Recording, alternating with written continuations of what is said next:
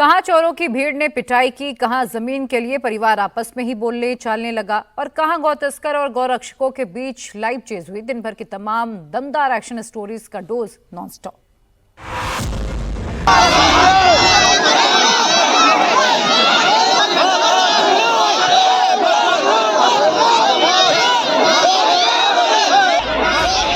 कोई लात बरसा रहा है,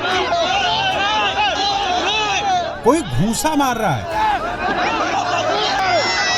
कोई थप्पड़ पर थप्पड़ जड़ रहा है। जिन्हें बुरी तरह पीटा जा रहा है वो भेड़ चोर हैं। 20 दिन से गांव वालों को इन भेड़ चोरों ने परेशान कर रखा था। जैसे ही ये चोर गांव वालों के हत्थे चढ़े, इन्हें बंधक बना लिया और पिटाई शुरू कर दी। भीड़ पर गुस्सा इस कदर सवार है कि वो चोरों को बख्शने के मूड में नहीं है। 11 भेड़ चोर तो पकड़े गए, लेकिन 5 साथी भागने में कामयाब रहे।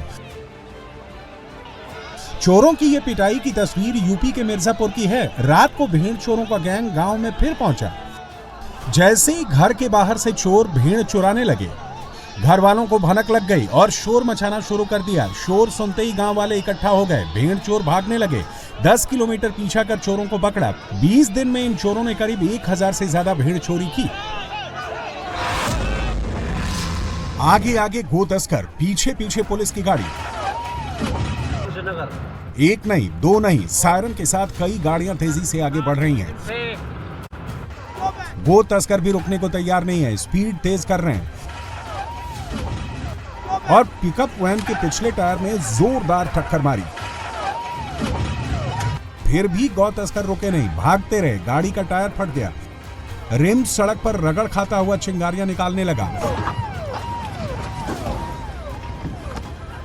आखिरकार गोवंश से भरी गो तस्करों की गाड़ी पलट गई।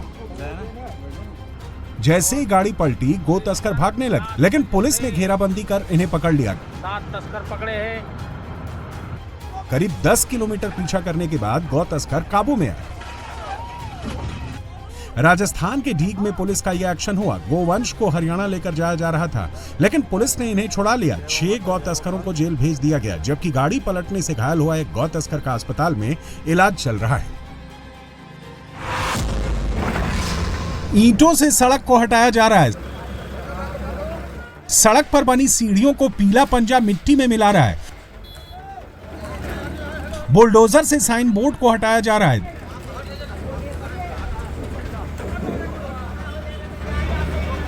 दीवार को बुलडोजर ध्वस्त कर रहा है। सड़क के किनारे बने मचान और सीढ़ियों को ध्वस्त किया जा रहा है।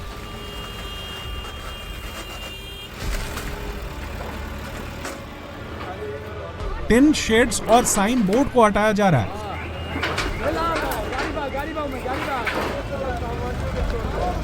बुलडोजर की यह बड़ी कार्रवाई बिहार के छपरा में हुई है। नगर निगम ने सड़क किनारे नालों के ऊपर लोगों के द्वारा किए गए अतिक्रमण को हटाया है।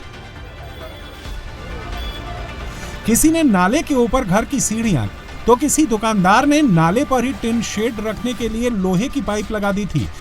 किसी ने सड़क पर ही ईंट रख दी थी। बिहार में नई सरकार के गठन के बाद जहां जहां भी ऐसे अतिक्रमण हैं, उनके खिलाफ कार्रवाई हो रही है। पत्थरबाजी हुई, बोतलें फेंकी गईं, गाड़ियों में तोड़फोड़ हुई, हिंसक झड़प हुई जमीन विवाद को लेकर।